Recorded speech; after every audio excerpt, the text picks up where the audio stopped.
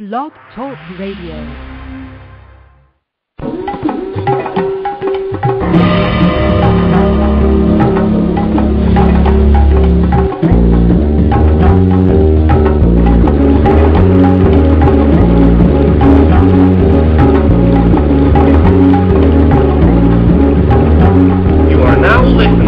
ENlightenment Evolution Network presents the Enlightenment Evolution Hour with your host, Rob Goff here.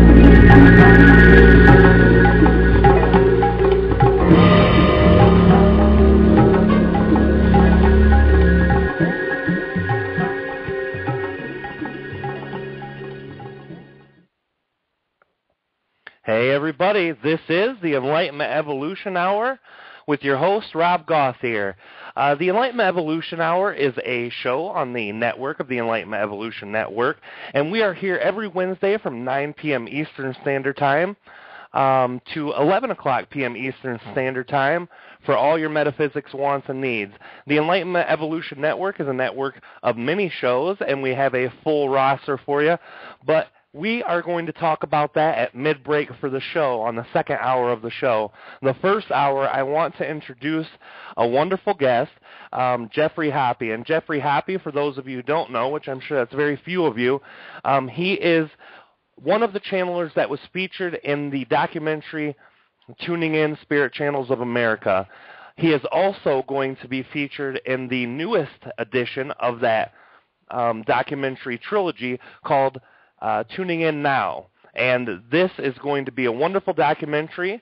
Geoffrey Hoppe is going to be there, John Callie and Daryl Anka, as well as myself, Wendy Kennedy, who's also been a guest on this show. And we're going to bring in him very quickly and immediately because we've only got him for an hour and we'd like to use all that time we've got. Are you there, Geoffrey? You bet. I'm here. Thank you, Robin. It's a delight to be here. Oh, thank you for coming on the show today. It's wonderful to have you on. The first question that I ask, and I hate to go shooting right off at questions, but go the ahead first and question shoot. that Let's do it. Thank you. I appreciate it. The first question I ask every one of our guests: what is it that you feel is important to tell the listeners about your spiritual journey, about your journey to where you are? Something that led you to channeling. What's the essential parts of your story for that? Boy, that's a good question. Mine was rather unusual. I didn't have a spiritual or metaphysical background of any degree. I was actually a businessman. I had a marketing consulting company down in Dallas and also was part of a startup for the company that now provides internet service on airplanes. And so we were busy with both of those businesses and just kind of working away. And I'm going to make a long story short, but I was on an airplane flight one night coming home from a business meeting, and suddenly I heard this very, very loud voice outside of me. I thought at first it was somebody either sitting next to me, but I realized there wasn't anybody sitting next to me, or I thought it was somebody close by. And when I realized that it wasn't, it kind of freaked me out, but at the same time, I found it fascinating. And this voice came in and said, "I am Tobias. I'm here to work with you." And we started a fascinating discussion. It was actually him talking. It lasted about an hour, and it was confusing, weird, because it's like, where is this voice coming from? But I could hear it outside of me. And as it turns out that it was Tobias, who I would later end up channeling. But even before I started channeling, this Tobias character, it took me through about a year of, I call it spiritual boot camp. He got with me every night while I was driving home from work at about an hour drive, and we would chat. He would take me through all sorts of lessons and discussions, and I didn't tell anybody about it, not even my darling wife, Linda. I kept it to myself, and went through the typical thing that most channelers go through, including like people like Steve Rother and Lee Carroll. At first you wonder, am I just going crazy, or am I making this up? And you go through the whole litany of mind questions, and, is this some strange part of myself? I have the need to have these discussions with non-physical beings, but I learned so much from it, and I loved it so much that it didn't take me long to realize there was something more to it. And it wasn't until about a year later that I actually started channeling. I had no desire to channel, no intent. I was very, very busy in the business world. But after about a year, I told Linda about my friend Tobias, and that's a funny story in itself. But she was very, very open to it. And again, she wasn't metaphysical or spiritual. We were both born and raised Catholic in Wisconsin, and just had that as our early background. But other than that, we weren't doing anything. But Linda was very open to it and said, "Well, I'd like to talk to him." And I'm like, "Oh, I don't know how to do that." But sooner or later, we sat down one evening, and I went into kind of this trance state. Linda started asking questions, and to me it felt very awkward, talking out loud, because it had always been just, silently between Tobias and I. I didn't speak out loud to him.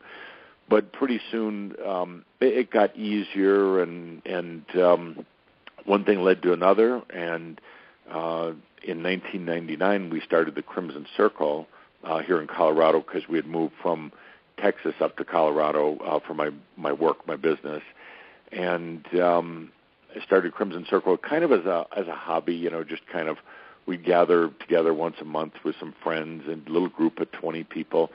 But then in 2001, it just took off. It literally went viral. It went international. And in 2001, I left the corporate world, and Linda and I have been doing this full-time ever since. Wow, that's amazing, too.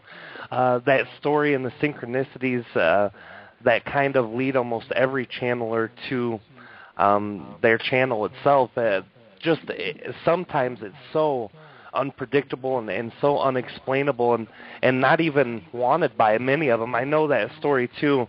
As you're aware, I channeled myself, and my story was similar. It wasn't expected, it wasn't wanted. Most people who I've talked to, that's the same way. Have you ever had any insight? Have you ever connected to the channel itself and asked why that was, why it came to be so unexpectedly? Yeah, with Tobias, it was a very interesting story. Early on, having my private conversations with him, you'd think that I would have asked who he was early on, but it took a couple months. And during one of my nightly drives home, I finally said, "Well, Tobias, who are you? Tell me about yourself." And he came back and said, "I'm your father." Well, that just threw me for a loop, because my own father was alive at the time, and it was like, wow, I'm getting this all wrong. I am so screwed up in the brain. So I actually got angry at myself and at this Tobias character, that it's like, well, how could I be hearing these words? He's my father. So it took about a week before I got over being upset about that. And I started doing a little research about Tobias, and found out that he was actually in the story, in the apocryphal books of the Bible, a story called the Book of Tobit, which is still in most of the Catholic Bibles, but was removed from a lot of the Protestant Bibles as not being, quite as so worthy of being in the Bible. But it's a beautiful, beautiful story that took place about 600 BC in the area now known as Persia, or the Middle East, where Tobias was a merchant, very, very devout Jew, but he was a slave. But bear in mind that slaves back then aren't what we think of as now. In other words, there was a country that conquered Israel, and basically you work for the conqueror, so you were called a slave. But he was actually a buyer for the king, and had a lot of freedom of his own, and actually quite a bit of money on his own. And but at one point he was taking a little afternoon siesta under a tree, and a bird sat up above and pooped in his eyes. So he went blind because of this. And that's kind of where the story in the Book of Tobit starts, where his young son, also known as Tobias or Tobias Jr., set out on a long journey to go recover some money his father had given somebody to safekeep. Back then you didn't have banks, somebody held your money for you. So young Tobias went out on this long journey accompanied by Archangel Raphael, and it's a beautiful and amazing story of overcoming fears and a lot of other things. I read the story and I just got chills up and down every part of me, because I realized that Tobias was my father in that story in the book of Tobit. I was the son. So I reconnected with Tobias back now, and I said, Tobias, is this what you meant when you said, I'm your father? And he just had a great big smile, and he said, that's it. And he said, we had an agreement going from way back when that we'd come back together, work together again, and I would be on the other side of the veil. I'd be in the non-physical form. You'd be in the physical. And when the time was right, we'd bring together a group of people who had been together in lifetimes before and form this kind of affiliation. And he said, now is the time. He said, the Internet makes it possible to do. And he said, we'll put out the call to people at the right time, and they'll come together. And he warned me early on in our discussions, again, before I ever started channeling, that he said, this is never going to attract large groups. And I was so relieved, because I had a fear of public speaking, a really, really bad fear. I mean, white knuckle, I'd rather die fear of public speaking. I just did not like standing in front of a group and talking. So I just assumed, a couple people here and there, but, his idea and my idea of small groups are quite different, I've learned. So basically it was a very old connection, and when he felt the time was right, then he came to me, and in this case it was on the airplane, because in a way I was captive. I was kind of tired after a long day of business meetings, and you're on an airplane, you're not really sleeping, but you're not awake, there's no other distractions, and he chose that opportunity to come in and start our career together. That is an amazing story. That's one I've not heard of before from you, and I've heard much of your work before, but that story specifically, it's great. I love how that comes together. Another thing that interests me when it comes to other channelers is I've gotten to know many channelers through various networks, and one of my fascinations is the connection process to the channeled entity itself. Some of them have this complex ritual where they have to ohm and do certain things like that, and then there's others that just get in their heart center and boom, they're there. What is your connection process? It's relatively simple. Back when I first started channeling, I probably made too much of a big ordeal of it, but I've kind of distilled it, simplified it. And it's kind of funny, though. The process is I take off my watch and any jewelry. Early on, I just didn't like having the jewelry. And I take off my shoes. And I channel, whether it's in front of a group of 100 or 500 or 1,000, I always take my shoes off. What I personally like about it is that I feel more connected with the ground. I feel more grounded when I'm channeling. As I go into channel, my darling wife Linda always does a couple of minutes of breathing. That kind of gets the whole group energy, the audience energy together, gets it calmed down, and I use that time to make my connection with the entity that I'm channeling. Used to be Tobias, and now it's Adamus Saint Germain. But what I do during that time is, it's funny, Linda's always saying, well, how did you like my breathing? And I said, Linda, it must have been good, because I went out right away. I heard the first 20 words, and that was it. And she actually does a wonderful job of very calming, very genuine breathing. But I go out and I make a connection with myself first. The first thing I do is get into the I am that I am. Even before I start connecting with Adamus or what used to be Tobias.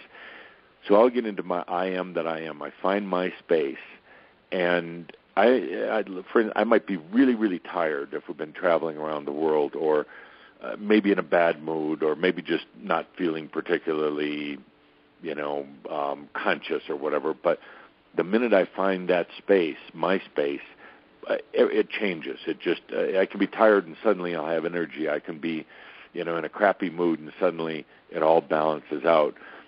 And then the next thing is I feel Adamus coming in, and the first sign is that I get these tingles up and down my spine that, kind of like a love wash. And I that's an indication to me that his energy is coming very, very close. Then I open up and I allow him into my physical body.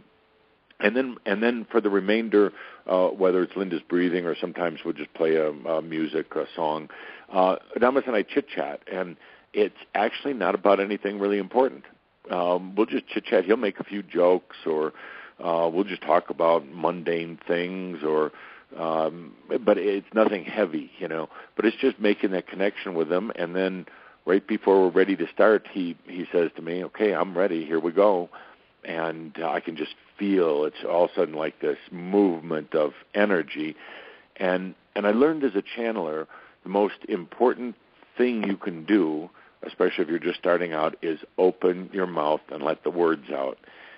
We actually teach a channeling workshop, and that's the toughest thing. People feel the energy and they feel that presence of an entity, but if they don't open their mouth and get the words starting to flow, they get all tied up.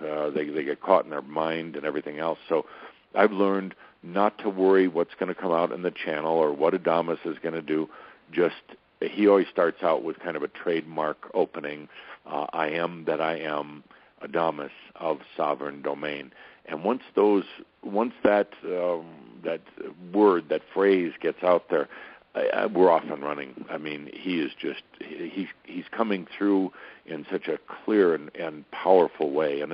And next thing I know, an hour and a half, 2 hours has gone by, and the channel is over. That's amazing. It's while you're telling that story, me and Cleena are looking at each other smiling because there's so many synchronicities. It's funny when I'm in that channeled state too. I have a conversation with the entity I channel, Treb, and that's what we do. We just talk about nothing, like two old friends just sitting and talking, and it's beautiful. And it's really nice because it's setting up that connection, and it doesn't have to be heavy, or he rarely tells me what he's going to talk about unless it's so controversial or so over the top. He just wants to give me a little warning. But we just sit and chat for a little bit, but then for 10 years I channeled Tobias, and it was beautiful. I channeled with my eyes closed. I sat in a chair or a bar stool actually, and channeled with my eyes closed, and it was beautiful, But Tobias left in 2009, and Adamus kind of took over.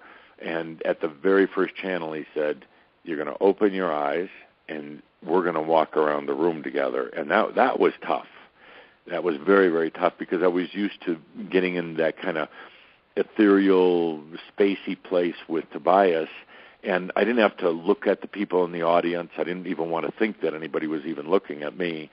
And so Adamus, suddenly is like, "No, you're going to open your eyes and walk around," and that added a whole different dimension to things. It was very, very difficult for about, I would say, 4 to 5 months. It was tough, but now I'm used to it. And he walks around, he interacts with the audience, he has his antics, and it's really quite amazing. I can feel him. He doesn't move my body. I'm not like a puppet, but I can feel like it's almost like he's in this dance, and he wants me to kind of follow it or to emulate it. And I can feel suddenly my arms moving or my legs moving. He makes very strange expressions, while I'm channeling him. And if I just let that flow, it's all right there. Well, it's amazing too. I'm in that process. I'm fairly new to channeling, and right now I'm working on that deep trance channeling to a more conscious level of channeling. So that's my struggle I'm going through now. It's not a struggle. It's actually come quite easy the more I let go of the definitions and ideas of what should be and the way it was and the way it could be. The channelers in the past, you go back to somebody like Jane Roberts or like way back in the 60s and 70s, and definitely deep trance. She went into another space. I know Lee Carroll still channels with his eyes closed because he's comfortable with it, and and that's great. So that's kind of the archetypical energy we have of channeling. And actually, some people show up for our channels, and they're really surprised that my eyes are open and I'm moving around. They think it's almost too human.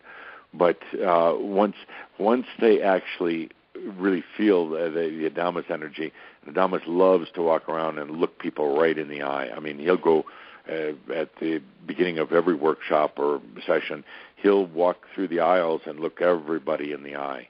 And they feel it the moment they look into his eyes. Well, that's amazing. I actually watched one of your live web channelings, the 5th of March, I believe it was. The Cinco de Mayo celebration you guys had on the wonderful costumes. Right. And I watched that specifically because of the documentary that's upcoming that we'll both be featured in.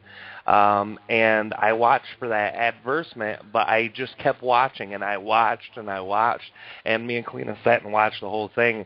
And the way that you guys connect and the way that you and your wife orchestrate, I could tell that you two have such synchronistic energy with each other. And have you ever talked to your channels about your and her relationship or your connection in this life or maybe other lives? Yeah, and Linda and I have known each other in the past, not necessarily here on Earth, but in other places. And it's really funny. There's kind of an interesting story. We actually met in 4th grade in a Catholic school in Appleton, Wisconsin. And I was only in that school for half a year, but that's where we first met. And then we kind of hung around the same group senior year of high school. But I'll never forget that actually probably my first, almost positive, my first real psychic moment. I was 14 years old, and we went to the same school, but we kind of didn't really know each other. She didn't even know my name. She didn't know I existed. And we were passing each other in a parking lot one day, and I saw her, and I knew, she went to my school. I knew her name, actually. And as I passed her in the parking lot, I kind of, 14-year-old guy, I'm kind of geeky and awkward, and I'm like kind of mumbled, hello. And she kind of like turned her nose up and looked the other way and didn't even acknowledge me. But the moment we passed each other was the first time I've ever heard voices outside of me, and the voice said, "Someday you will marry that girl." And it's really funny that is because so adorable. because then we kind of, in senior year, we kind of started hanging out with the same group of people. And actually, we were at a party one night, late in our senior year of high school, and my dates kind of dumped me, and Linda's date dumped her, kind of. And suddenly we found ourselves with each other, and kind of the rest is history. We've been married 37 years.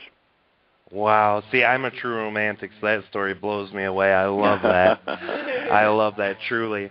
You could tell that energy there when we watched you. Actually, myself and Kalina commented on many times how connected you guys were and how there was an unspoken energy there that kind of transmuted communication and was very beautiful to watch. So thank you for sharing that story. You bet. And Linda actually helps with the channel while I'm channeling. She's connected with Adamus and with the audience and with me. While I'm channeling, I can have separate conversations with Adamus, for instance. I can be channeling one thing, and he and I can be talking about something else, or talking about what's going on in the room. But it's kind of like it's a whole other channel that never actually interferes. It's kind of cool. But Linda stays very connected with Adamus and with the audience, and she and Adamus love teasing each other. He calls her Linda of Isa, which is kind of another place somewhere else. But they have fun together. Linda's been known to throw water on Adamus. Well, it's amazing. It's for a lot of people who are just learning about channeling. They don't realize the ability, the a larger amount of consciousness that comes into the entities that we channel. Treb would describe to me that while he's talking to me, he's able to walk around with the people he's with. He's able to connect to 2 or 3 other entities somewhere in the galaxy and just kind of communicate multidimensionally. And for us humans here on Earth, we have issue talking on the phone and trying to type on the computer at the same time. So to think of something so wonderful. Now, when the throw water on Adamus, what is that specifically about? Because that's funny. Well, Adamus, and let me explain a little to the listeners about Adamus. When Tobias left in 2009, he actually left to reincarnate back on Earth. So he's back as a human right now. That's why he left. And there's a whole beautiful story in that. But anyway, this is when Saint Germain took over, and I had channeled Saint Germain now and again. Once in a while, Tobias, we have a monthly webcast that we do. Tobias would invite in guests, so I've channeled Kathumi and Cryon and several others, and Saint Germain. So Tobias said, well, when he left, he said Saint Germain was going to take over, working with Crimson Circle, and he came in Saint Germain, which most of you know. He came in and he said, I'm going to go by the name of Adamus Saint Germain when I'm dealing with the Crimson Circle. He said, I want to differentiate myself from the other people who are channeling Saint Germain. He said, my message to Crimson Circle is going to be very specific to that group, to what we call Shambra, to Crimson Circle people. So he came in with that Adamus Saint Germain, and he says it's a facet or kind of a perspective of Saint Germain, but he has one single intent in working with us, and he's very clear about it. He said, I'm here to work with those who are choosing embodied enlightenment in this lifetime. And, it's actually really quite beautiful, because he's not interested in people that are just dabbling in spirituality or fascinated with the occult or into ETs. And he literally, during our very public, very well-watched sessions, will tell people to go away. And he says, this group is probably not right for you unless you're absolutely committed to embodied enlightenment. And what embodied enlightenment is realizing enlightenment while you stay in the physical body, which kind of, to some people, sounds kind of obvious, but what happens is at that point of enlightenment, there is such a challenge staying here on this planet with duality and with all the, a lot of people who are not really very conscious, and all the wars and famine and problems, to the point where most of the ascended masters have died either at the moment of enlightenment or within a very, very, very short period afterwards, short period being, weeks or months, because it was almost intolerable staying in the physical body, staying with this, biological vessel that we carry around with us. But Adamus says that it's different now, and he only wants to work with people who are choosing to stay in the body. They're not just going to pop out and, go someplace else after they achieve enlightenment. So he's now, the one other thing I wanted to say about Adamus is he has a very unusual style. He's very, very provocative. He pisses people off at times intentionally. He tells bad jokes. He's very in your face. He's compassionate, but he's very in your face. And he has this term called Machio, called it's spiritual distraction or our spiritual BS. And somebody will be up, let's say during an exchange with Adamus, and they'll start talking, and he'll just say Machio. That's all Machio. You're just fooling yourself. So he's wonderful in that he's going to guide us into embodied enlightenment. But for people who are into conspiracies, people who are into just spiritual fascination or psychic phenomenon, it's not the place for them at all. And Rob, I'm so sorry, I forgot your question. I got carried away talking about it. No, it's great. That actually leads to a lot more conversation. That's the beautiful flow of this show. What resonates and comes to the heart's the most important. So this Machio terminology, this would refer then to those people who become dogmatic in their spiritual journey, or just people who hold on to maybe fear-based things, or kind of people who are like some of the religious people who get very zealous about their religion and dogmatic in that. So does that kind of go into that Machio terminology? It's all kind of the same, and basically what Adama says is that, when you're on the eve of your enlightenment, you're ready to cross over that threshold from being an awakening human into a fully enlightened human. He said that's the time of the greatest distraction of all. That's when you get sidetracked, and he talks about this a lot in our workshops, and he says, why are you afraid to cross over that threshold? Why are you afraid to take that step into enlightenment? And Machio includes thinking that you have to keep going to a lot of classes, workshops, to learn more because there's some guru that knows more than you, which there isn't. Machio is getting all fascinated with crystals and the healing power of crystals. Well, crystals are nice, but you've got the healing power, not the crystals. People that get fascinated with and start into this whole regime of taking holy waters and vitamins and supplements, and it's kind of the product du jour, and you and I and the listeners, we see that happening all the time. They're jumping from one thing to the other to the other. Sure. And it's Machio, or having to get readings, a lot of readings, and it's Machio. There's nobody that can read your energy better than you can. So we get very, very distracted with these things.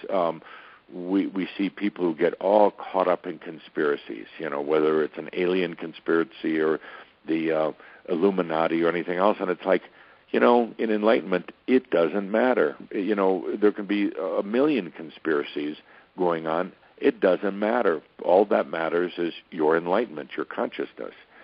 So it's very, very easy to go down that path. Imagine yourself approaching this door of enlightenment. All you have to do is put your hand on the door handle, open it up, and walk through. But yet, just before you open it, all your dragons and demons come up, all the crap that you've, hidden from yourself, all the mistruths and all the distractions. And, Machio is spiritual people saying, oh, I don't have any money, I'm so broke. And it's like, well, that's Machio, because the abundance is everywhere. Energy is everywhere. There are excuses. And Adamus is very, very clear about, calling people on their Machio.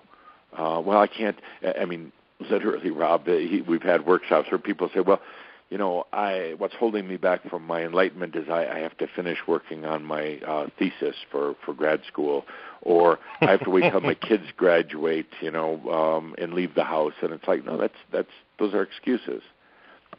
So, Daryl Anka's channel, Bashar, calls a lot of those things permission slips, a lot of the energy things. And actually, my channel, Treb, actually has a saying that beautifully encompasses the power that we all hold inside. He says that if you follow your heart's connected directly to your higher self, to your soul, and your soul knows better than anyone what's right for you. It knows better than the wisest or longest living entity in the universe, because that is you. It's Absolutely. A part of you, so follow your heart. You'll never be led wrong. And I think that saying in itself has carried me a long way through cutting past the Machio. I like the terminology. Yeah. Well, and kind of the opposite side of the antithesis is Amio. Amio is living in total grace, living a graceful life where you just know it's going to be there at the exact appropriate moment, where you're not worried about the money or your health or any. You are in such an intimate trust with yourself that you just know it's going to work out. And it's tough for a lot of people because they want a little bit of trust in themselves, but it's hard to trust all of themselves. And Amyo, the state of grace, is when you finally let energy serve you. And that's what Adamus defines as grace, allowing energy to serve you. And for most people, they actually really don't. They're fighting energies. They think that they have to battle for energy, or that energy is going to work against them. Well, energy is absolutely neutral. It doesn't care if you're good or bad. It doesn't care if you're going to put it towards dark use or light use. It just doesn't care. The master understands that energy is there to serve them, whether it's in abundance, financially, whether it's there in physical energy, whether it's there in relationships. The energy is just there to serve you. Well, that is true, and it's beautiful. A lot of people get caught up in that day-to-day. I could believe, but I've got a house payment. I could believe, but if I just quit my job. And I've seen that in myself years ago, and the more I let go of those things, the more I found that, hey, when I need something, it comes to me, whether I have the money for it or not, through synchronicities, through any means possible, as long as I'm not resistant to those means. Yeah, absolutely. Absolutely.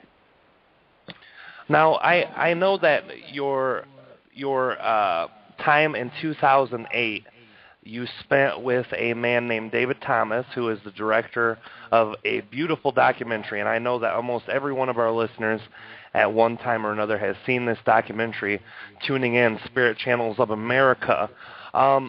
When you met David Thomas and he talked to you about doing this and you agreed, what was the experience like? Because we've all seen the movie of that, but we've never seen the behind-the-scene part of the movie, or we've never seen the interaction between you guys off. Can you tell us a little bit about that? Yeah, it was actually great because David and I had actually been emailing.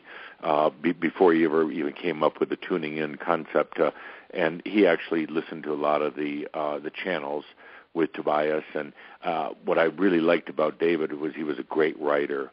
And a lot of people these days have lost that ability to write, but he and I would just go back and forth, and I really loved his writing style.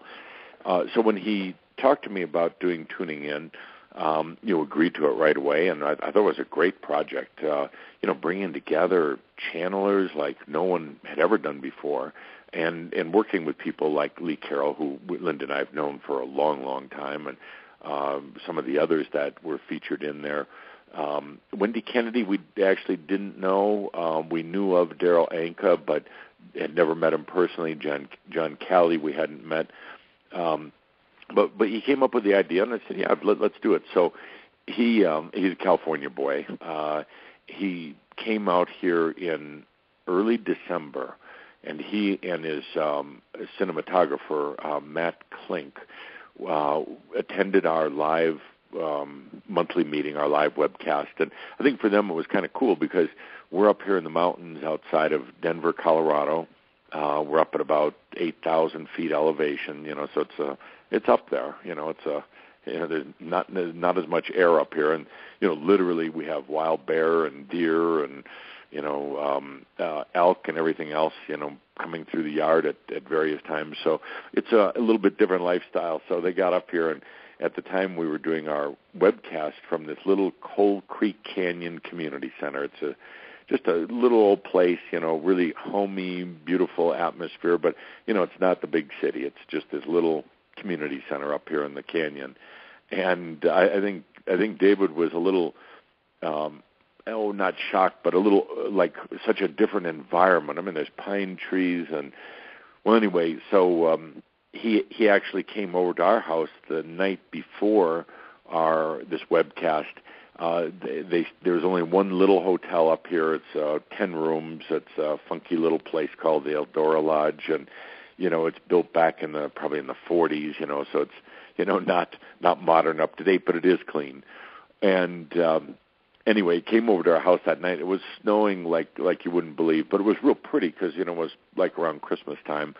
But I think that night we got 2 feet of snow, which for us is no big deal. But David was just freaked out. So got in the house, and they, dusted all the snow off of themselves. And we had a big fire roaring in the fireplace. And suddenly, David felt at home, and we felt at home. And it was like being with somebody we'd known for years and years and years. And They did the interview and had a glass of wine or two afterwards, and it was fun. It was just really fun.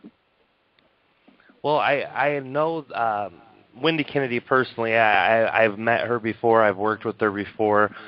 She's been actually on the show back when it was the Rob and George Enlightenment Evolution Hour, and she's a great person. I know that this upcoming documentary, it's a part 3. A lot of people think it's part 2 because they haven't been exposed to part 2, but this is a part 3 that's going to be coming up. Myself, you, Daryl Anka, John Callie, Wendy Kennedy are all going to be on there. I know that you're excited about it. I heard when you were doing your last, the March broadcast on the web seminar, that you're pretty excited about it. Have you talked to Adamus about what he wants to talk about on that? No, I haven't, and generally I don't know, and I actually don't want to know. I want to be in the moment with it. Yes. I know that David comes up with really good questions. There's some people that will interview Adamus, when I'm in channel, and you could tell they're almost intimidated, or they're being too, I guess, polite, you would say, but they're not really going for it. And David's not like that. He'll hop in with the tough questions. He'll dialogue with Adamus. It's very casual. But at the end of the day, no, I don't know what he's going to say up front. And I like the element of surprise when I'm channeling. It's like I'm listening in on it. I've learned so much from Tobias and Adamus. I like listening. We did just the other day, we had our monthly webcast, which my only promotional plug, go to crimsoncircle.com, the whole library of free information there. But we're doing the channel, and he's talking about integrating the light body and getting into the physics. And I was just fascinated by what he was saying and also what I was seeing during the channeling. Well, and that's a true statement. When the channelers go in there, a lot of them that I've talked to, including myself, when they get those questions that they don't know, they get a chance to hear their channel answer, and it's beautiful that everyone gets to learn at the same time, because a lot of the time, I'm sure you get the same thing, a lot of basic questions get asked that we already have a knowledge of, awareness of, and so it's good to have those good, tough questions so we all learn at once. Again, one of the things, like these days, I don't read any spiritual books anymore, or listen to other channels, and partly because I want to maintain that, I guess you would call, kind of an innocence on things. I don't want it to be distorted, thinking that, geez, I may have read that somewhere or anything. I want to be so clear about it that I just can't. I stay clear of it, and also I'm kind of spoiled. I got my own connection. I learned this stuff pretty quickly. And let me mention one real quick thing about channeling, and I don't know if it's this way for you, but at some point in working with Tobias, he said, I'm not going to use words with you anymore when we communicate. And that was one of the tougher challenges, because as humans, we're used to forming words even if we're not saying them out loud, but we form words in our mind. We talk to ourselves, and we try to talk to the entities in words. Well, Tobias said, we're not going to talk in words anymore, and it took a long time to grasp that and to be able to do it. But they basically communicate with, I call them thought packets, or they're just their essence, they're little crystals, the gems. That's the way I channel Adamus. He doesn't give me words. He doesn't make me say certain things. But he downloads, he brings in the exact essence of what he's trying to convey. I'm essentially just a translator, or I guess you would call it an interpreter would be a better word. And when Adamus is coming through me, I'm kind of seeing like a movie, but it's like a multi-dimensional, very, very multi-dimensional movie. And I'm having to take that movie and translate it, interpret it. So that's why sometimes, you can have two people channeling Yeshua, for instance, and they'll come out with somewhat different things because they're interpreting the movie in their own style, in their own way. Now, Adamus is very, very particular. He wants me to have certain a certain rhythm. He wants me to have a certain cadence, a certain energy projection that will alter, during the course of the channel. But essentially, I'm just an interpreter, and I'm not given the words, but I'm given a very, very big dose of the essence. And he will correct me if I interpret incorrectly, if I use something that's really the wrong wording or going in the wrong direction. He will stop me and say, no, come back and reinterpret that. So it's really kind of fascinating, being in that position of being an interpreter. Well, that's something I'm just starting to come into while I'm playing with this conscious channeling thing. I'm starting to receive more thought patterns than I am words, and that's something you're right, it's very difficult, and I'm just getting acclimated to that. I'm still much more comfortable. I've only been practicing at home with the conscious channeling stuff, and then when I do sessions for people, I continue to do the trance channeling.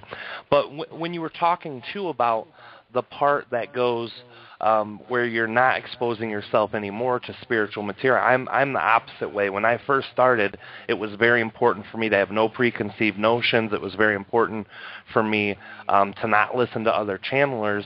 But about a year or so ago, I started working with more channelers. So it was kind of like, when I'm watching an event to hear how it went, I was forced to listen. And I found so much great insights in that helped me be able to define the information that was coming in from Trev in a different way, with different terminology or through different routes, that it actually kind of expanded me. So my own belief system was, hey, if I can watch this material and listen to this, it can get better. But for me and you, I know that our channeling time periods have been much longer. How long have you been channeling for again? Well, actively since I would say 1999 was when I started public channeling. Actually, after my year of boot camp with Tobias, I actually worked with a psychologist in Boulder for about a year with her clients.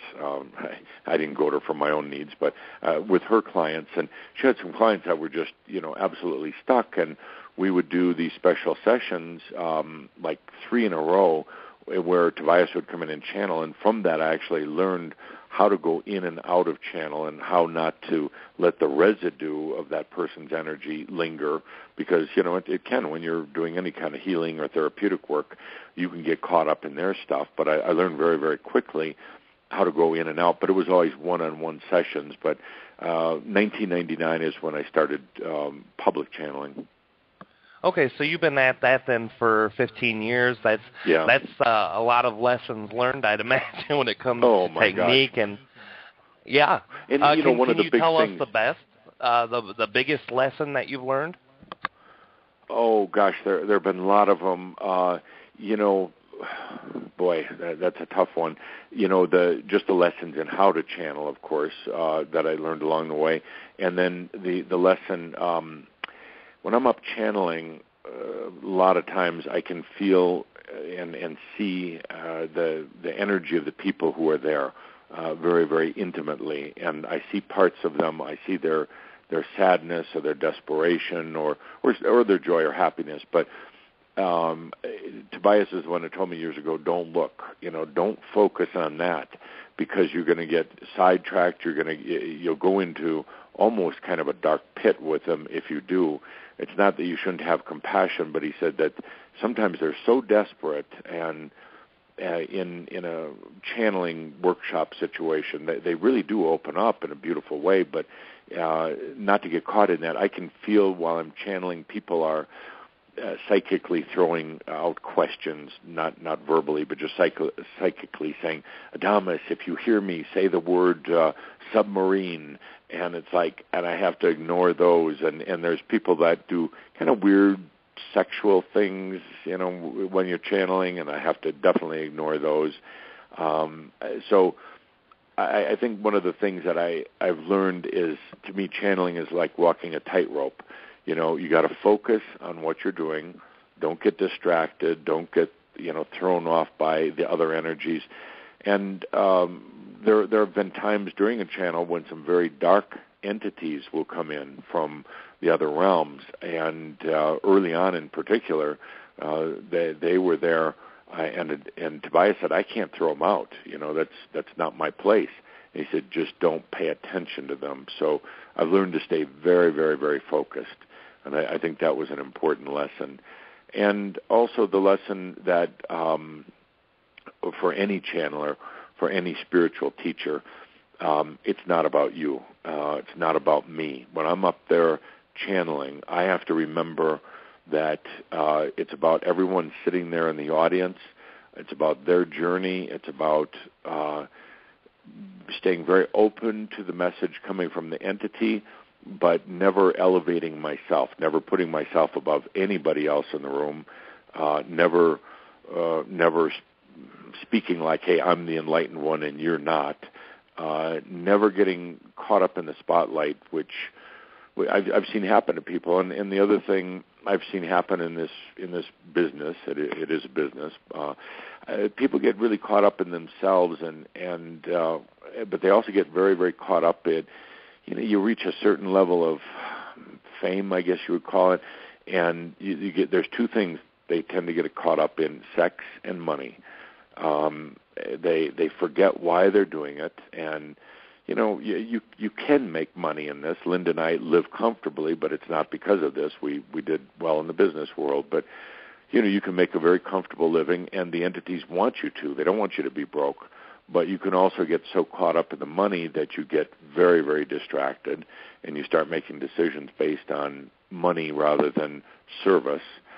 And the other thing that I've seen over and over again is people get to a certain level of fame, and they start believing their own PR, acquiring a taste for their own bait, and they get caught up in sexual stuff. And unfortunately, Linda and I have seen this over and over, and we've seen it where women will just come right up and say, hey, by the way, dump Linda. I'm the number 3 most powerful being in the whole universe, and I'm here to work with you. And, it hurts Linda, but we've also learned to ignore it. But, there's women will do, women in the case of working with a man, or vice versa, I guess, a woman channeler with men, they'll do very, very sexually motivated things to get your attention. And you have to always remember, it's not about you. It's, in this case, it's not about me. One of my favorite sayings of Adamus is, only the master can be in service. Everyone else is but a servant. And what he means by that is, when you're truly a master, you can absolutely be in service. You're not doing it to earn brownie points or, with God, or you're not doing it for any other reason. Just a master can be in service, and you can be there guiding and assisting people, but you're really never a healer. You can inspire the healing that one has within themselves, but it's not you doing the healing. It's not me, transforming anybody's lives. I'm simply an interpreter. I'm in service, and they're the ones who are transforming their own lives. So I think that's one of the most important lessons to learn is, don't inflate yourself. I'm glad to hear. I'm glad to hear your humility in the situation, because a lot of people who have gained the stature and notoriety that you have through your career, I've seen some of that kind of play out too. It's amazing to me that a lot of people will see, because we channel, that we are better than them, we know more than them. And I always try to tell everyone, I'm not immune to stupidity. I'm not immune to things going wrong in my life. In fact, I probably dive more into it sometimes when I get that point where I'm like, hey, I think I know everything the universe teaches me. Hey, we still have lessons for you. So it's wonderful to hear that you're still out there for service and other people, and that you see your equality to the people, because it's all a co-creation. It's not me doing this, you doing this. It's a co-creation.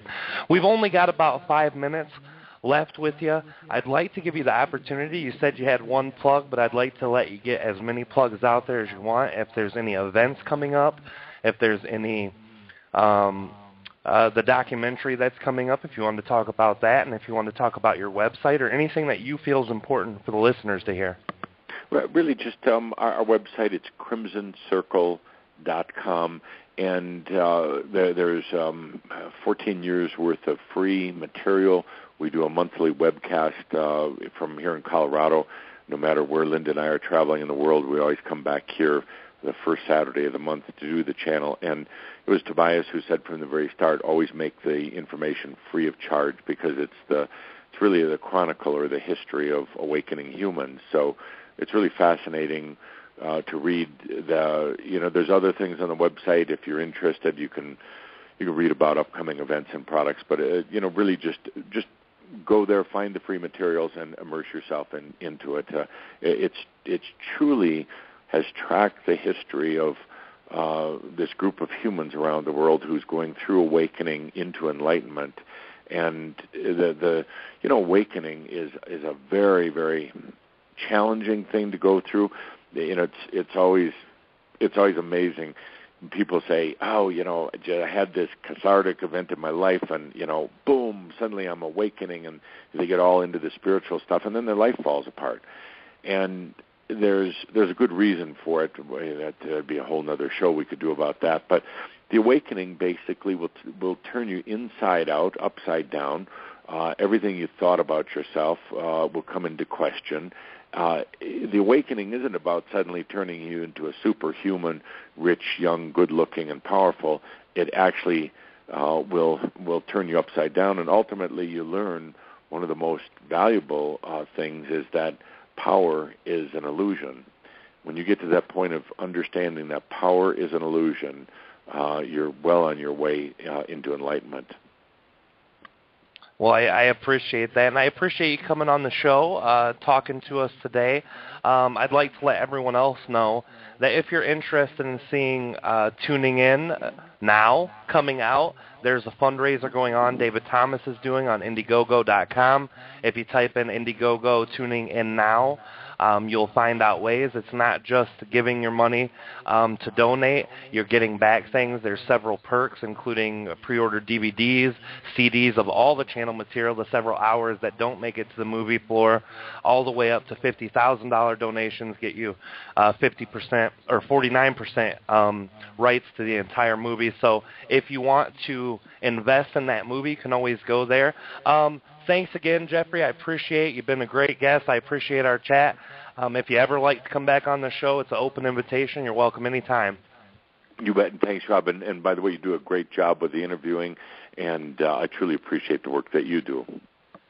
Oh, well, I appreciate it, and I look forward to hopefully getting this movie on track and us working together a little bit. That'd be great to see our work help other people in that way. And before we go, I do appreciate very greatly the fact that you give this information out for free to people, because people are in all levels of abundance, and people who need to learn that level of abundance are the ones who need it most. And you are one of the few channelers that I've met who do like I do and give large amounts, hour-long sessions, 2-hour-long sessions, and put them out there for free. So thank you for giving back to the collective in that way. Hey, by the way, I do want to mention one event that's coming up. We have it on the books to do it sometime this summer. Adamus, has a very particular opinions on abundance, and he's particularly gets enraged when he sees all these abundance workshops out there that you have to pay a lot of money for. And he said, I'm going to do the ultimate abundance workshop, and it's going to be free of charge. And he said, I'm going to tell you exactly what abundance is, how it comes to you, and there's no tricks or gimmicks. There's nothing to buy, totally 100% free. So it's probably going to be about a 90-minute, maybe 2-hour channeling from Adamus about abundance. And we don't have the date on it yet, but check the Crimson Circle website. It'll be absolutely free of charge. Oh, that's great. And when you do get the link to that, if you'd like to send it to me in an email, I can also post it on my Facebook. I've got 5,000 Facebook friends, too. I'd like to spread the word on that, too. Anyone who's listening who wants to spread that word, they can look for it on Crimson Circle, and I'll also be putting it on my Facebook, too.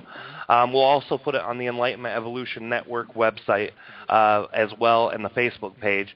I want to thank you again, Geoffrey. Is there anything else that you can think of that you want to talk about before we're done? No, that's it, and I want to thank you and keep up the really good work that you're doing.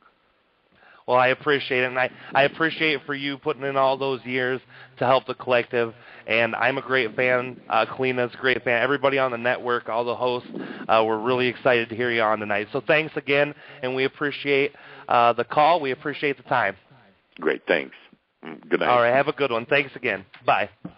All right, everybody. Whoever just heard that is blown back like I am, amazed. What a great, great communication with Geoffrey Hoppe, channeler of Adamus, former channeler of Tobias. Great guy. We really appreciate all the information, all the connection that you've given us tonight. Go to crimsoncircle.com. All the information is there. All the old channelings, all of the new channelings, all of the archives will be there. Now, I am going to be bringing on Philip Malakar, host from Thursday evening show, Philip Malakar's Consciousness Evolution Hour here in one moment. And as I'm getting him ready, I am going to let you guys know that we're going to open up the phone lines and talk about what we just heard about.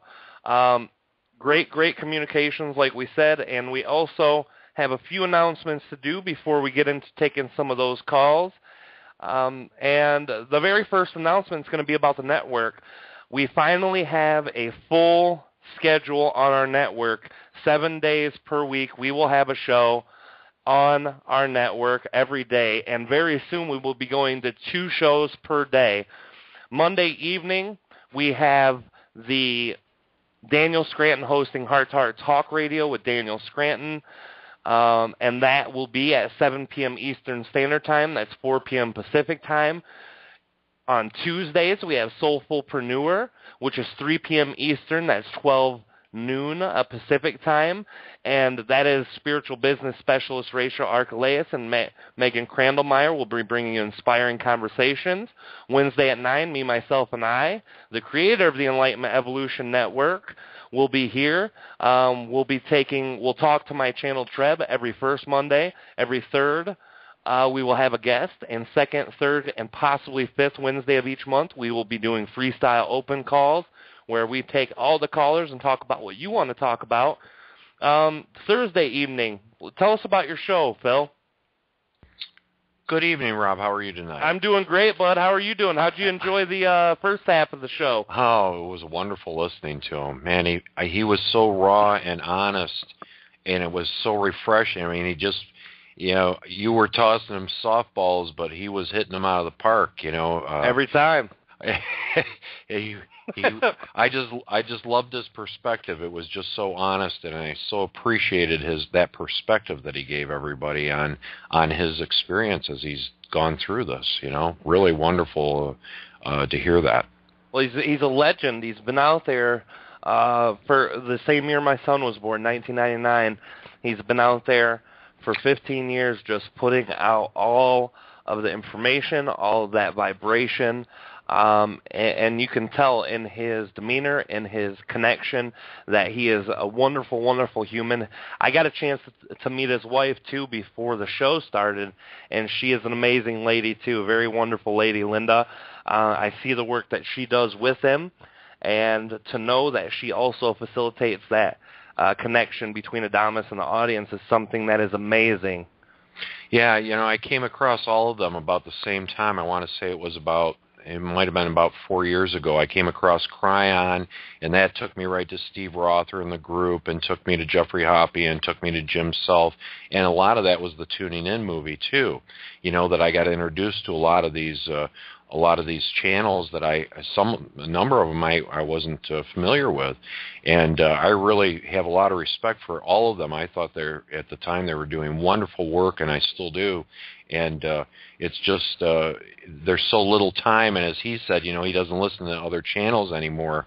And I find with the time that I have available to do that it's you really have to pick and choose because there's just so much information out there. But I have a great respect for the work that those folks are doing. They're just another cog in the wheel, another fractal of the one, helping to bring this all back together, and I absolutely love that. Oh, me too. And the show that me and Kalina watched from the Cinco de Mayo the first Wednesday of that month. It was beautiful. A lot of resonance, a lot of things I needed to hear on that, specifically that night. And that's how all the channeling works. I don't listen to channeling as often as I did last year, but when I do listen to other people's channeling, everything I need to hear is synchronistic. Everything I need to hear is exactly what I need to hear in that moment. So it's a very beautiful thing. We're doing also the announcements for the network, and I wanted you to talk a little bit about your show and anything that's coming up on that too, brother. Oh, sure. Thank you. Yes, Thursday nights, 9 p.m. Eastern, 6 p.m. Pacific, the Consciousness Evolution Hour. Very much tied into the Facebook group, Consciousness Evolution 2.0. We love having everyone there. There's a party there every Thursday. When the show comes on, everyone comes on, and there's a huge thread of people talking about the discussions and calling in, and I've had tremendous, absolutely wonderful guests on, just one after another. Every show I say is best show ever. Best show ever. Oh, it is. It is the greatest show. And that's the thing I enjoy about the network. We're filling out this network so fully now. Tuesday nights, we have the new edition. They've been running for a few weeks now, Rachel and Megan, and they're doing a great job with their conversations, connections. You've been there since the beginning of the network, as has Daniel, and you guys are doing awesome jobs. Every show we've got is expansive in whatever specific angle of ascensional energy. Roxy is a brand new show coming on. We'll talk about her in a second. Beautiful information that's going on. We also have 2 new shows that are coming. One that fills the Sunday slot, and for our new channel, the Enlightenment Evolution Network 2, we will have Victoria Vibes coming on too, which we're going to talk about here in a minute. Oh, absolutely. Friday, we have the Earth Experience with Kalina Angel at 9 p.m. Eastern Standard Time. At 6 o'clock Pacific, Kalina Angel will be hosting her own up-and-coming show called The Earth Experience on Friday nights starting July 11th. The Earth Experience explores our soul's expansion through the human experience on Earth.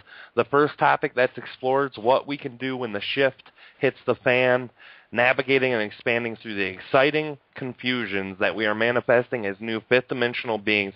That'll be a great show. Awesome information that'll be coming through there. Saturday, we have had for the last several weeks at 11 a.m. Eastern, at 8 a.m. Pacific Time, Odyssey of Ascension with Roxanne Swainhart. Join us when the one and only Roxanne Swainhart for 2 hours of knock your socks off Ascension downloads. So be open, be ready, and just be with us and answer the questions about Ascension, extraterrestrial, soul purpose, energy activations, and all things Ascension. Roxy's a channeler and an Ascension guide extraordinaire. She lives in San Antonio, and she is just a wonderful, wonderful person who channels Osiphus, the Hathor Guides, the Sani Guides, Collective Oversoul Fire. I know that you've had her on your show, as I have mine. Your experience with her has been beautiful. Oh, I don't have words. She's going to be huge. She is huge.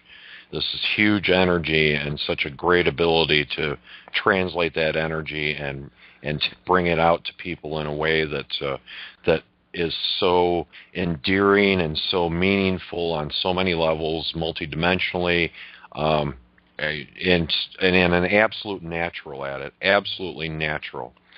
I just can't say enough. I'm thrilled to have her on our network. Oh, I am absolutely thrilled, too. Powerhouse on Saturday mornings, a good way to get your morning started, whether you're on the East Coast or West Coast, and also over in Europe. Nice midday on Saturday. Sunday at 12 noon Eastern Standard Time, starting July 20th. Karen Newman presents About Oneness. Yay! It's the first I've heard. Yay! It is absolutely awesome. Going to be great. Me and her had a nice long conversation, and many more will come before the show starts. About Oneness is a weekly radio program focused on celebrating the ongoing consciousness awakening of our planet in relation to oneness. Join host, author, lecturer, integrated channel, and intuitive Karen Newman each week as she presents a varied array of guests, discussion, channeled readings, and study whose aim is to expand awareness of our own truest selves and to tap into the truths of the universe, the biggest truth being that of unconditional love. And what more could encompass that beautiful show? She is a brilliant woman. She's a musician, a writer. She does all things, and she has a very extensive knowledge. And the thing that's going to be very nice about that show on Sunday at noon Eastern is going to be that she is from Europe, and she is going to be bringing so many more guests that are not really available to the United States hosts that we have now, because these people have been in the area where pretty much all of the spirituality awakening started, over in Europe, over in Africa, over in Asia. All those places are the home root of all of these truths that we have found in ancient times and brought with us. And there are so many people and so many various attributes of consciousness awakening that she is going to be bringing. She has already given me a list of guests that she is going to have, and it is going to be amazing. That's going to be at Sunday noon. Now we're going to be starting another channel. This will be the Enlightenment Evolution Network 2. And what this is a separate network that is the same network, but we have to have it on a mirror channel because that's the way Blog Talk works. And through that, on Tuesday evenings at 9 p.m., Victoria Vives will be on with us. She is a wonderful lady. She's actually going to be running an event that myself and our Monday night Daniel Scranton host will be doing. Victoria Vives Kong. She is a wonderful lady. A lot of you guys know her for her martial arts films that she has brought through consciousness. She tries to bring forth all the things that are even vibrational sound healing, all the way to crystal work, all the way just to living in our own selves through the least amount of friction that we can. I'm trying to find the details of the event that we're in, and I'm working on that right now. But Victoria's a great lady, and she's going to bring a lot to this network part 2. And we are going to be bringing you more information as it comes on the starting date and time for that, as well as the starting dates for our other 2 shows. And we will be bringing a full 7-day lineup to that second channel as well.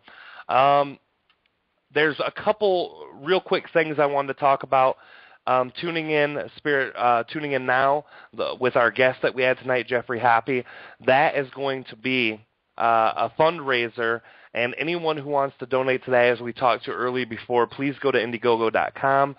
Look at all the perks that you can get. It will be a wonderful movie. You guys can all be a part collectively and energetically of building that, as well as being able to receive back for that. There's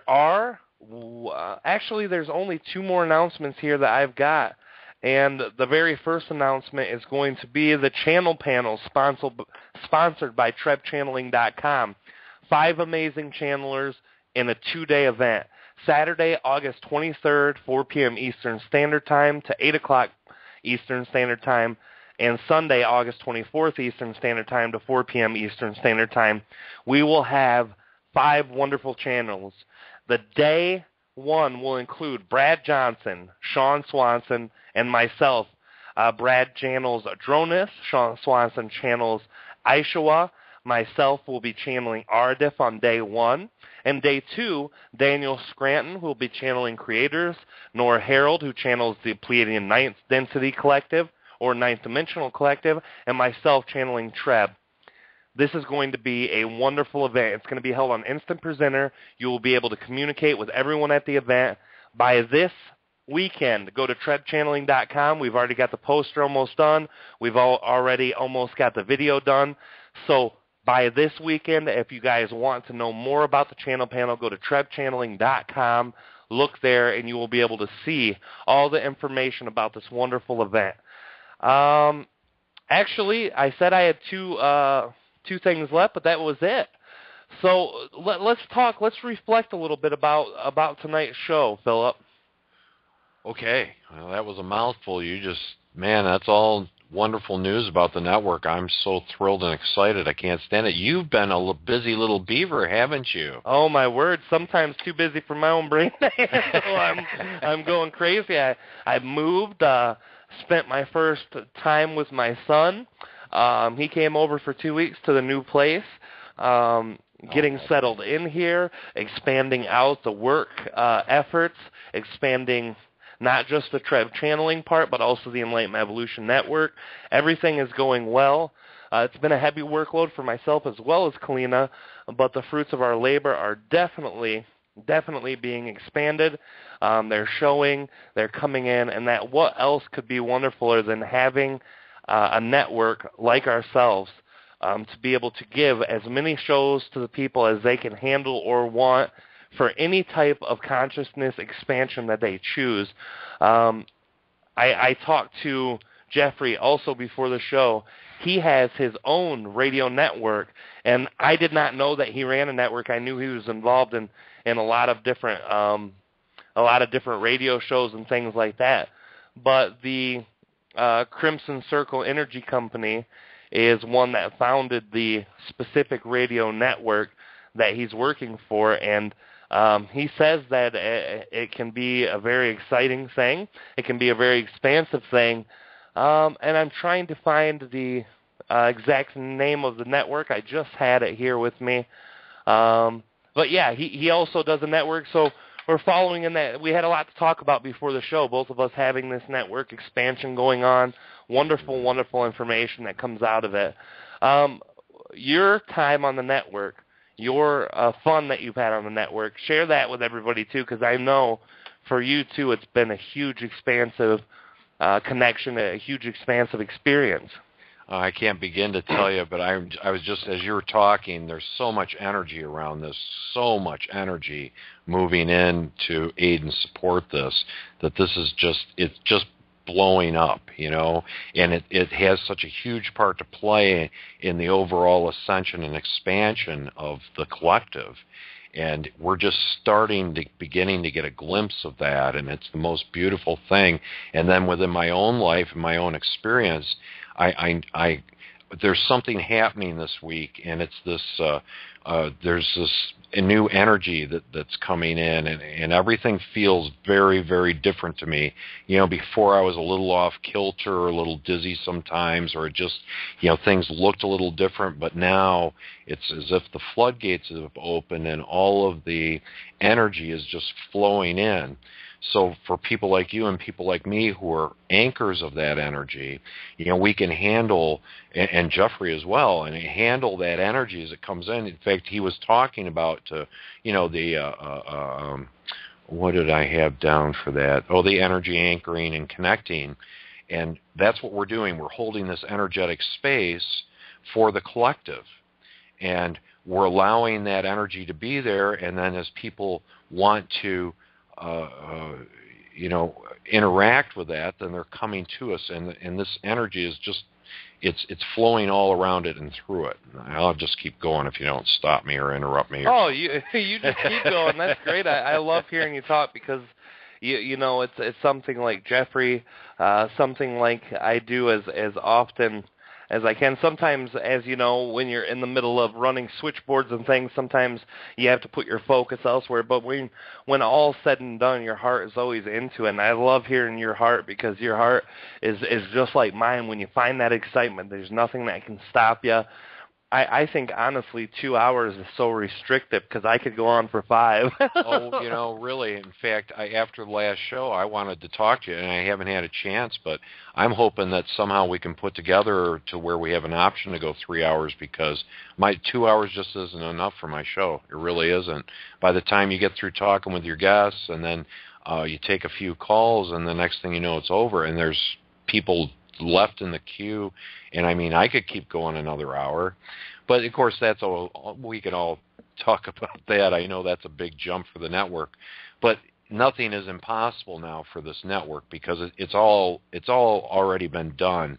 I get glimpses of things, and I see movements of energy, and what I see around this is it's just blowing up, and whatever is needed for this network is going to be provided. It just is. this was meant to be. It was planned this way. So I'm really excited about it. Can you tell? Well, you're exactly right. Everything that has been going on will be put there. It will be set up, and the more that, and that's the problem with our human brains. We always go, hey, we've got to plan this out. We've got to do this. We've got to do that. But I found just by being in excitement, no matter how much planning, no matter how much things we have, it will fall in place. Me and Kalina were sitting here frantically. Kalina's working on the poster for the upcoming event, and there was some frustrations with technology. It's been a theme in our life for the last month, and our frustration builds up so much. Oh, and shout out to Special K. Got to shout out to Special K. Oh yeah, absolutely. Oh, that's and that right there, the energy that we put out there when that frustration came along, internet shuts down. And I'm like, are you kidding me? What else could go wrong? Finally, we stop. We take a break. We're laughing. We're joking. We're smiling. We're talking. And bam, internet comes right back up. And the problem that we had with it was solved soon after. We took a break for the night, got back on it today, and it's just been going and going and going. And that's the thing. When we try to force things in, it'll never work. But when we let it flow, it does. And Geoffrey brought that out tonight and talked about that, and it's very, very true. And what I've been telling people, we're in fourth density, fifth dimension. We are here. And this, as we anchor more of the energy that's available to us and start filling the container, the larger container, as Treb says, which I loved. I absolutely love that analogy. But as that energy's coming in, we continue to fill our container. Now we've got things that are coming into our inner senses, into our inner sense vision of what's available to us as we're working our way through fourth dimension, fifth density. Now we have abilities that we can tap into much, much easier. And my experience recently has been that that we're not in Kansas anymore. No way, no how. We've transcended that, or truly ascended, and the only question is, how much are you willing to allow in? Because as much as you're willing to allow in, it's available to you now, and that's why I sound like a babbling idiot, because my energy, the energy that's flowing through me right now is off the charts, and I can feel it, and it's like all day long, it's just this amazing energy, and I'm pleased that I am a conduit that can handle that type of energy. And so as I bring that in, I hold that energy, and then others around can also have the choice of connecting to that energy as well. And I'm getting connections everywhere from that's just coming into this energetic field, and all of those, anyone who's coming into that energetic field at this point is supercharged too. Otherwise, they bounce off like two opposite charged magnets. You know what I mean? Yeah. It can't. Nothing can touch each other unless the energy is going to allow that co-creation and letting you go through. That's something that Treb's always talked about. Is he actually used the analogy? It's like put the laser pointer at the cat. Wherever that excitement goes, if you follow it, you'll always have a synchronicity that will lead you to the next excitement. And it will always be there as long as you follow that excitement. The excitement is the main driver, the laser pointer to the cat, if you will, of all things bigger and better and more exciting. Yes, and what I've been telling people recently, we were talking about it at the local live consciousness evolution meetup group here in Clarkston, Michigan, and the thing that we were talking about is the 3D mind tells us that if we want to get from A to D, we have to go A, B, C, D. And what we're being offered in this fourth density, fifth dimensional energy is we're being offered to go right from A to D and just skip all of the details. And really, if you can train, as you start to train your mind to allow that and to look for those opportunities to skip the intermediate steps. This is the idea of handling this energy and bringing it through us and creating that we don't have to go through the old 3D step by step. Oh, to get here you have to do this, and then you have to do this, and then you have to do this. That's not the hard and fast rule anymore. It is if you believe that it is. It is if you hold the belief within you that you have to go through all these steps, but all you're doing in reality is you're creating more circumstance, which creates more time, so then it takes you longer to get to where you want to go. Whereas if you just get yourself in the frequency of what it is that you're wanting to do, then you just go there. It's almost like teleportation, and you're just moving your whole psyche into this reality that is your preference. And it's coming very fast. We're here, so it's just a matter of recognizing it now. If you can recognize it and allow it. Absolutely, and that's the thing. Allowing, recognizing sometimes can be the easier part for some of us. Some of us it's harder. There's a point of awareness that comes with understanding your own self, that comes with understanding the things that are internal within and seeing how that manifests externally. In fact, there's actually something that has happened in the last year for me that shows me my manifestations almost instantaneously.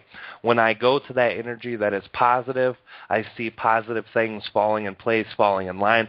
When I go to that kind of negative energy, bam, I see the negative things start piling up. Roadblocks are put everywhere. Belief systems that don't allow it to go through, it won't. And those manifest instantly. So awareness can be a very great tool, but allowing is something that even people with awareness sometimes can't do. And I think that that's a beautiful thing to be able to try to work on both those things. I see that we have many callers on. I promise that we'll open up the call lines tonight to talk a little bit about our guest this evening, Geoffrey Hoppe, and all the conversations that we've had with him. So I'm going to start out with a 480 area code. Who do we have with us this evening? 480 area code. Who do we have with us this evening? 480.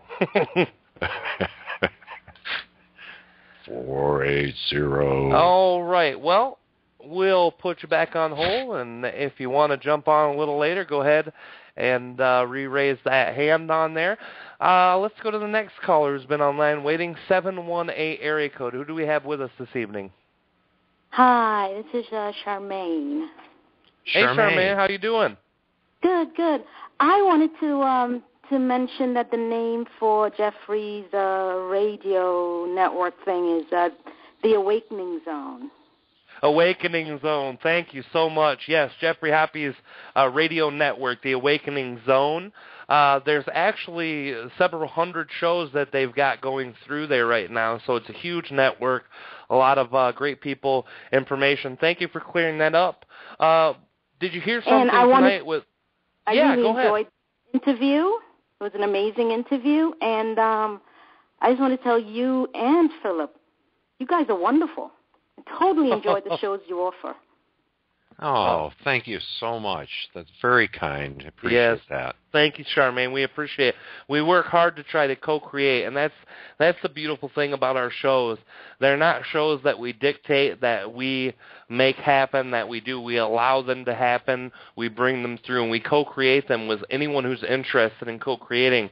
We love to open up the call lines. We love to get everyone's perspective and everyone's view. And thank you for sharing yours tonight. Is there anything specifically from the conversation that stuck out to you this evening? I thought it was really interesting when he was talking about some of the kinds of things people do when he's channeling and try to communicate to him and things that was amazing. It was. That was amazing. I hadn't really thought of that, even though sometimes you listen to someone channeling and you're like, oh, my God, explain that some more. But the other stuff he was describing, I was like, no, I never thought to go there. Well, that is something that's a very unique thing. When it comes to channeling, when it comes to being a public figure of any sort, of any way, shape, or form. You'll always get people who will try to impose their will. Sexuality is a huge, huge motivator for a lot of people. There's been people in my own experience who have sent pictures and things of that nature to me, trying to entice that sexual side of me to motivate me to kind of go, whether it's to be with them, to spend time with them, whatever the case was. So that's not a very uncommon thing. It's just not spoken about very much, and I was very appreciative that he spoke of that. A lot of people with a lot of different kinds of energies have different motivations in their own selves, and the beautiful thing about it is you never, ever have to be upset about it. You never have to be mad about it. They're living their own existence, and they're going through their own excitements, and for some reason they need the experience of being turned down by someone, or flattering someone, or whatever the interaction is. From the way Geoffrey was talking, I guess some people kind of let into that sexual desire, so some people even get what they want when it comes to that. So it's a very, very interesting and unique concept too. All right, well, Charmaine, thank you so much for calling in this evening. We appreciate all the love that you send, all of the great information. Thank you for sharing the network name with us, too. That's something that's very, very exciting. The radio network's in my scope of excitement, so anything about that, to be able to talk to him before the show started was priceless with some of the information and ideas that he had given me. So it's a wonderful, wonderful synchronicity about that this evening. The next caller we have is the 816 area code. Who do we have with us this evening? 816 are dropping off like flies. 816 area code. Who do we have with us this evening? This is Philip. Hey, Philip. How you doing, bud? I'm great. I didn't even know that I had my hand raised. Hi, Philip. How are you? Yeah, you might not have. Sometimes I just take all callers on there because some don't put their hand up, but they get through on the call board anyway. Sorry about that. How are we doing this evening? Oh, I'm awesome. I really enjoyed the interview there with Geoffrey. That was just really great. So I didn't really have any questions. How are you guys? Hi, Philip. Hi, Phil. How are you? I'm good. Good. I was going to say about what you were talking about with Geoffrey Hoppe and the money and sex becoming an issue for people. And what occurred to me was he was talking about that is that I have a pretty good trust in myself to be able to, I don't know, recognize what's going on around me, you know? And I don't ever feel like I have to second guess myself as I'm living in each moment. Do you know what I mean?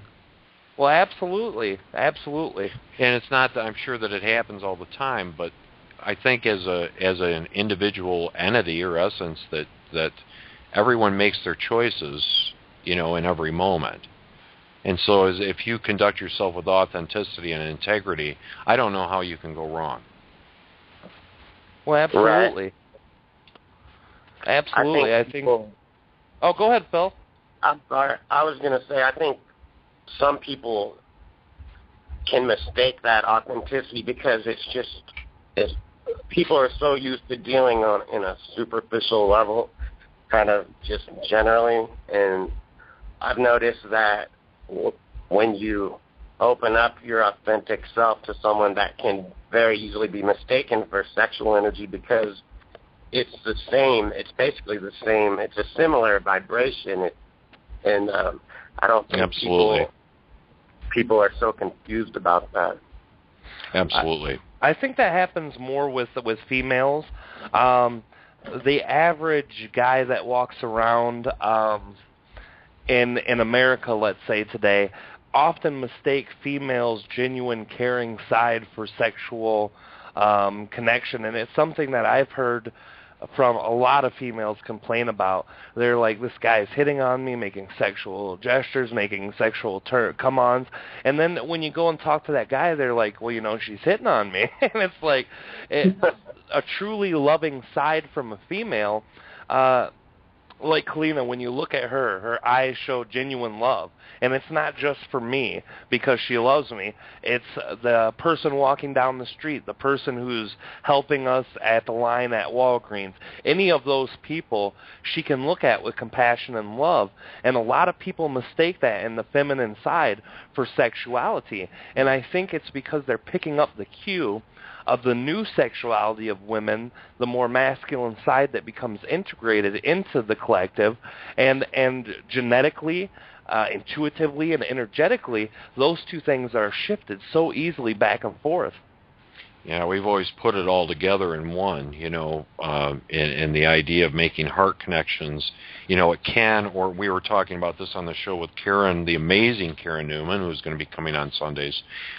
We were talking about this on the show last week about how relationships are changing and how as we make these heart connections with other people, and this is the point that Philip brought up, is that it's not the same. I mean, it can be a heart connection with a romantic side to it, but it's not. But we mix it all together when really it's two different things. Well, sure, absolutely.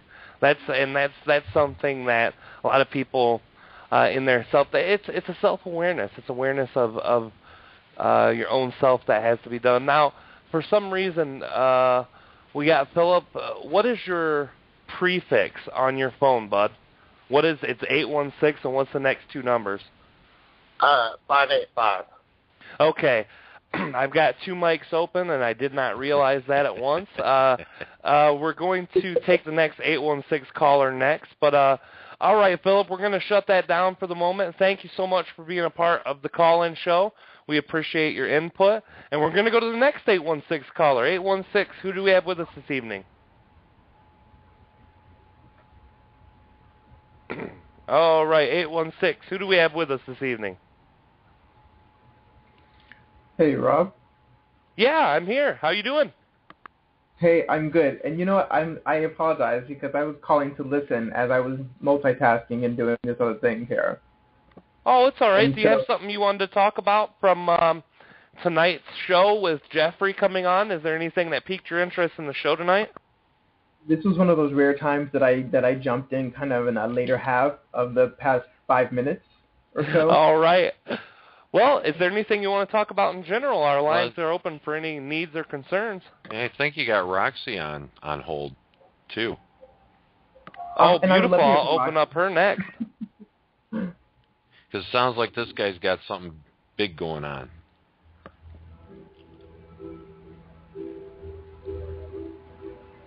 All right. Are you still with us?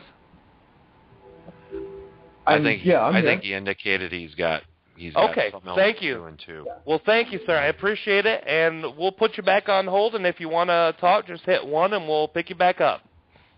All right, cool. Thanks. Thank you. All right, 704 then? Or no, we got 210. Yeah. That would be the one. How we doing, Roxy? Hi, what are you two lovely funnies doing? Come on, give it up. How are you?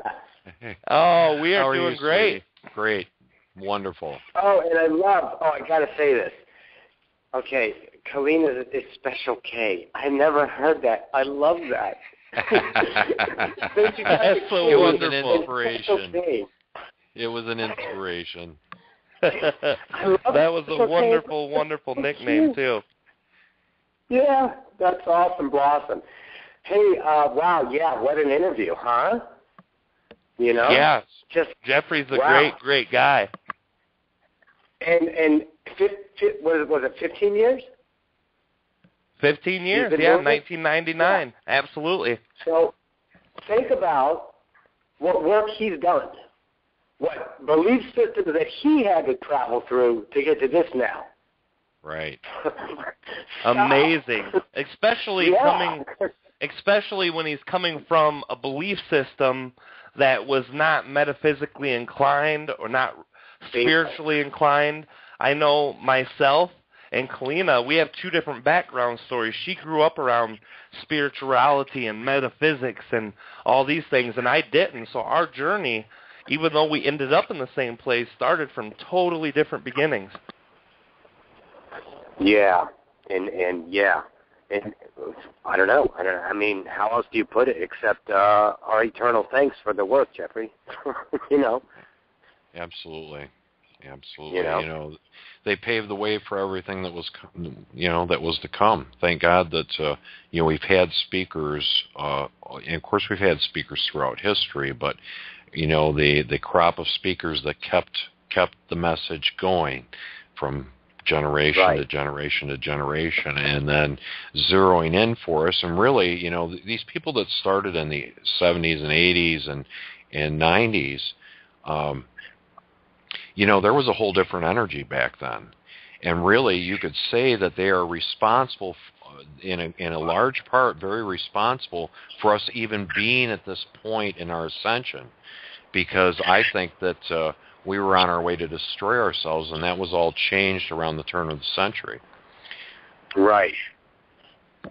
Well, absolutely. No, his work is epic, because I know that he took on a vibrational state of, let's say, an enormous amount of, let's say, repercussions in the fashion of judgment, in just like, you're an idiot, or what land, and what's the average rainfall in your world, and just getting that, and he's sitting there keeping that steady love, pulsating it, and giving out that beacon to attract the support he needs, and let's say validation of his work as being, accepted and loved and fulfilled, but also attracting the ones that needed that to sustain and then create the now that we are in, giving us the opportunity to do what we're doing to continue this co-created unum reality. Freaking awesome. Stop. Amazing. Absolutely. And again, anchoring the energy. They anchored that energy back then. Look at Daryl Anka and Bashar. How long has he anchored that energy? And Abraham, Esther has anchored that energy, and that's been there for us as we've come along, and all of those lessons and really, just as you said, Roxy, it's paved the way and made it a lot easier for us now in the new energy to come in and express ourselves and to be that energy. Yeah, epic work. Great interview, Rob. Thank you so much for bringing that out, because that just gives, of course, an expansion of what is, Well, thank you, Roxy, too. It was a great interview, a great connection, and Geoffrey helps expansion in so many different ways, as does all those channelers who've been out there, the Nora Harolds, Wendy Kennedys, Daryl Ankas, Lee Carroll, all of them guys, John Callie, Geoffrey Hoppe, all them old schoolers all the way back to Seth.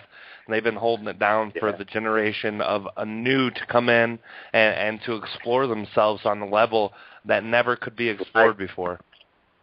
And I love they chose that to give to us. We are choosing that to give the next, and it's going to continue until pop. It's done, It's just beautiful. I love it. Yeah. Absolutely. Nothing better. Oh, yeah. This is just, it just shows the unity. It just shows the unity, not the separation. He's not looking for kudos or a pat on the back or anything like that. He's going, this is my love here.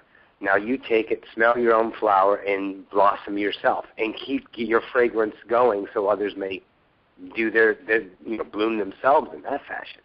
Freaking awesome. Yeah. And isn't it something when you think that it's never done? It's never done. We will never be done.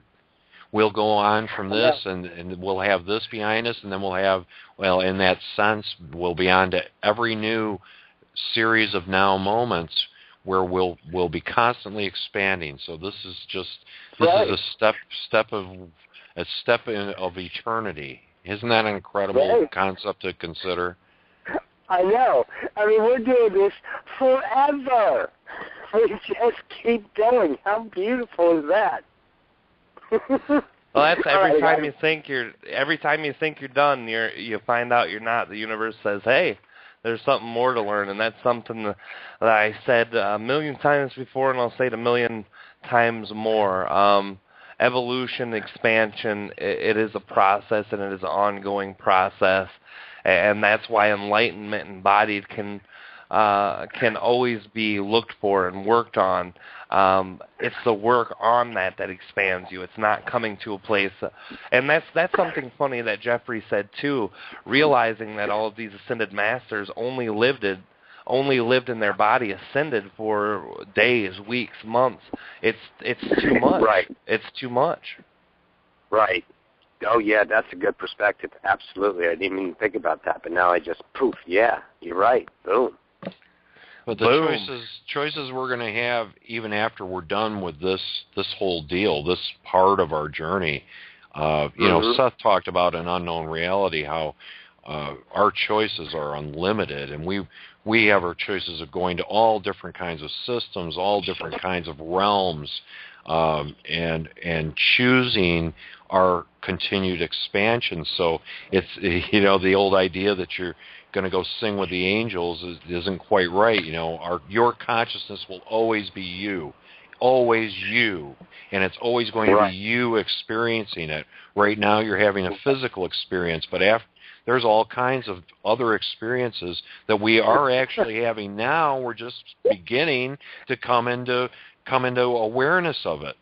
So all this information that Seth and all these people channeled back in the 70s, we were just talking about this the other night, Roxy. It's now becoming very relevant for the masses. Now people are able to actually understand the broader concepts of it. And that's where what's so exciting about now is to take those parts of the Seth material and the Ra material and what Ramtha brought us and Abraham and Bashar, and take all of these things and bring it into the now perspective, and then see where you're at and see where we're at as a collective. And exactly what, you know, you guys have been putting out, this new energy, or truly a remembered vibrational state, of an enormous, unmistakable shift of fourth density that is now upon us. I mean, and I'm talking right now. I'm not talking about tomorrow. And it may not be like a UFO in the sky or an alien saying hello. None of the candy stuff. We're talking the vibrational depth of this expansion that's just occurring with all the things that have been in play for the last 30 years. Now is coming to fruition to give us that vitality, to have the bravery to step forward into that fourth density, be that fourth density, love the ones who don't choose to come along in this fourth density, let them be that, and concentrate our ascension as the collective of ascension. I love it, and I see that. Oh, bring it, girl, bring it. You know, it's funny. I talked to my the newest host coming on, Karen Newman. I talked to her, and she actually had a chance to listen to the show that you did, Roxy, where you invited me on, and me and you and Philip were all three on, talking much as we are right now. And she said the intensity of your guys' energy is so huge and so awesome. I had to lay down because it was so powerful to hear you guys all together talking. So I always love it when we get in on these conversations together. Absolutely. Yeah, I got to tell you something about Karen while I think of it. You know, I'm really excited to hear she's coming on. But she is so talented and polished. She's bring a whole different perspective and face to the network. Not that we're not all polished, but you know, I don't work. I'm far from it. That's all right. I'm pretty seat of the pants myself. I just try to keep my lips moving, and it seems to have worked so far. But Karen is actually, I know two guests, and I know there's a lot more, but two guests that stand out that she already has lined up. One is Richard Bach, the author. Yes, Can you believe that? Isn't that wonderful? And the other one, I hope I'm not stealing her thunder. Oh, but the second one is Mary Rodwell, the UFO language specialist. And I just thought, oh man, those are just two. What great guests! You know what great variety and different perspectives we will be able to get. And really, from all of the shows on the network, we're getting such a wonderful variety of perspectives, and that's what makes it so powerful. Yeah. Well, that's why I've said at least once a week, sometimes more. This is going to be the greatest blog talk radio network in the history of mankind, because we have such a great team of people, such a great team of from intellectual to heart-based to knowledgeable to funny to serious. It's funny you mentioned that, the polished feel. Kalina herself, when she starts her new show, she's going to be bringing some of that polished feel to the network too, because she's so. Oh, that's her intent. She said it's going to be wonderful to have all these different energies among us, all of these different perspectives. Right now, we've got about 10 minutes left. I want to bring on the last caller that we've got for the evening, who's been very patiently waiting on the 704 area code. So I'm going to go ahead and bring them on. 704. All right, go. Thank you, Roxy. And thank you. You're welcome so much. And Phil, if you have time, give me a biz buzz. I got an update on the, what's going on. Lovely. Can't wait. Love you, Roxy. Thanks again. All right. Bye-bye. All right, 704. Who do we have with us this evening? Hi, guys. This is Jerika. How are you? Oh, good, Jerika. We're doing great. I tell you, I wish you wouldn't have brought me on and ended with Roxy. I love the combination of you three. I was just actually saying that last week, and then you just mentioned how Karen said the same thing. I love the Trev energy. Rob, Phil, and Roxy, you guys are awesome, and I just love to just be a part of it. I have absolutely nothing to say, no questions to ask. I just wanted to hear it. So that's it. Well, you can come on and compliment us anytime, Jerika. Oh, well, good. I will do that every week, man. Every week. Well, we'll be here smiling, accepting it. all of it. Thank you for calling in. We appreciate your call. Sure thing. All right, you have a good one. Bye-bye. We love you guys calling in. We love the show. We love the energy. We love the feel. We love our guests. We love our callers. We love everybody, and it's beautiful that our guest tonight, Geoffrey Hoppe, wonderful, amazing guest. Those of you who enjoyed tonight's show, go to crimsoncircle.com. That's where he said you can find everything. And the most amazing announcement that he gave tonight about upcoming things, with the exclusion, obviously, of tuning in now, would be the wonderful, wonderful event. What a great concept. Adamus comes to him and tells, I want to give the true definition of an abundance conference, of an abundance event. I want to give this to people and do it for absolutely free. What an amazing, amazing gift to give to humanity. You bet. That's a wonderful thing. It is. So pleased to hear that. Me too. And I appreciate Geoffrey Hoppe as a person, as a channeler, and as a helper of collective consciousness. I know he might not be comfortable with that term teacher, but he is. He's a teacher to many, and I'm sure he gains the student role just as often during his times of teaching as all people who have a voice behind them, or are perceived to have a voice behind them. All of us have our own voice, but when we get on this Blog Talk Radio, when we get on events, when we get out in the public and we speak, we learn just as much as we do when we're sitting in the audience listening. So I know that he's very aware of that, I feel. John Callie was our guest last week. He wasn't able to make it. We're going to try to reschedule him here in the near future. Also another channeler from that wonderful, wonderful documentary, Tuning In, Spirit Channels of America. Last week's guest, Scott the Pied Piper. For those of you who did not hear, it was a very interesting show, insightful, a great dear old friend of mine from the oldest days. I know that you enjoyed that show. You called in, Phil. That dream that he had, I think, was probably one of the more profound dreams from a person who doesn't really have a belief in one way or not, to be able to expand in that way and to be able to have that perception. It was very profound. Every time I hear that dream, it makes me choke up every time he tells a story to a new person. Yeah, you two have such, such an agreement with each other, and you both came to reflect to each other those specific qualities that you now find are so beneficial to both of you as you interact and continue on your own paths. And it's wonderful to listen to you because you have such a wonderful mutual respect for each other, and you're able to interact so openly and honestly, and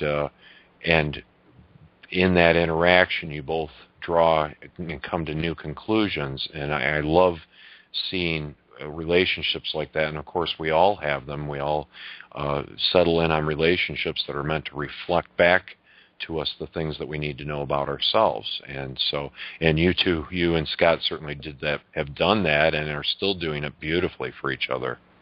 Absolutely. A dearest, oldest friend of mine.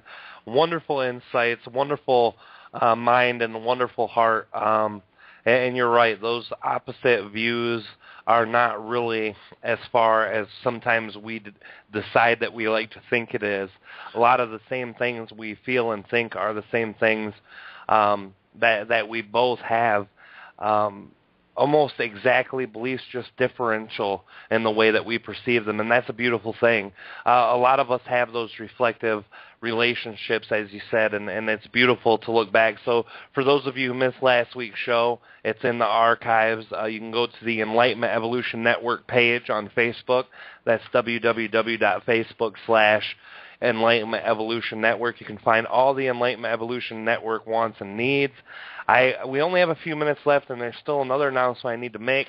Before I get to that announcement, remember that all the hosts on the show do this because they love to, their excitement. If your excitement reflects your ability and want to go and donate to them, you can go to the Enlightenment Evolution Network Facebook page, which will soon be a website. Go to the host of choice, the show of choice, click on it. You can find a link to donate. If you want to donate to the network in general, you can go to trebchanneling.com. If you want to donate to this show in general, go to trebchanneling.com, go to the donate button and hit that. Before we get off, I want to announce one thing. It's on my Facebook. Kalina Angel placed it on my Facebook, and I'm going to read this for you guys. Are you guys big fans of spiritual cinema? Have you dreamed of being a part of the creation of a spiritual film but don't know how to get involved? All levels and forms of creation are provided by your loving energy in the production of these films.